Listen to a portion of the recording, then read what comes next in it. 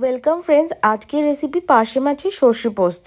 রান্নাটি করতে আমি পার্শে মাছ নিয়ে নিয়েছি নুন হলুদ মাখিয়ে, নিয়ে নিয়েছি সর্ষের তেল, কালো জিরে, হলুদ গুঁড়ো, নুন, পোস্ত, কাজু এবং চালমগজ বাটা, কাঁচা লঙ্কা আর সর্ষে বাটা আর ধনেপাতা। এখানে আমি 7-8টা কাজুর সাথে 2 চামচ মতো পোস্ত এবং 2 চামচ মতো চালমগজ বেটে নিয়েছি আর লঙ্কাগুলো ভিজিয়ে রেখেছি। 2 চামচ মতো প্যাকেট সর্ষে গুঁড়ো ভিজিয়ে রেখেছি।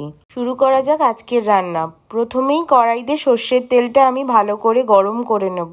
এবার একে একে পার্শে মাছগুলো গরম তেলে ছেড়ে দেবো। তো মাছগুলো আমি সবকটা একসাথে ভাজবো না, ব্যাচ করে ভাজবো। তো প্রথম ব্যাচে আমি 5টা মাছ দিয়েছি।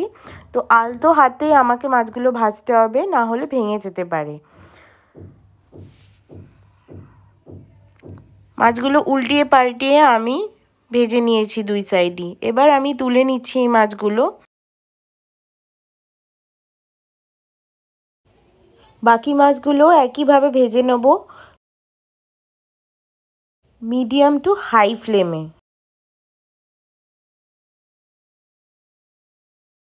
রান্নাটি ভীষণই সোজা। এবার আমরা বানিয়ে নেব গ্রেভি। প্রথমেই আমরা ওই তেলে দিয়ে দিচ্ছি কালো জিরে আর বেটে রাখা পোস্ত, কাজু এবং চালমগজ আর সাথে লঙ্কা।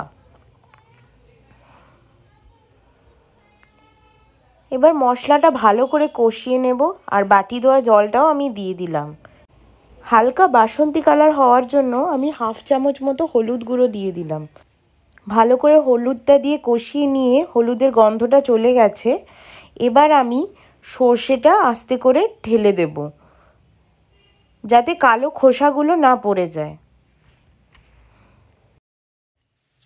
2 থেকে 3 মিনিট মশলাটাকে ভালো করে নাড়াচাড়া করে আমি একটু গরম জল দিয়ে ঝোলটা বাড়িয়ে নেব।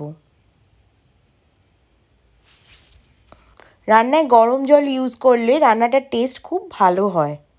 এবার আমি পরিমাণ মতো নুন দিয়ে দিলাম।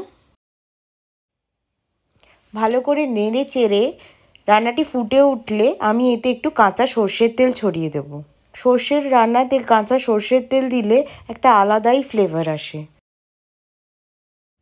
গ্রেভি রেডি হয়ে গেছে। এবার ভেজে রাখা মাছগুলো আমি এতে দিয়ে দেবো।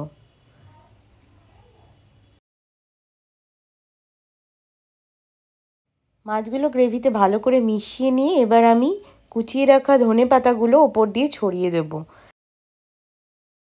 ভালো করে মিশানো হয়ে গেছে। এবার আমি লো ফ্লেমে 5 মিনিট মতো ঢাকা দিয়ে রেখে দেব।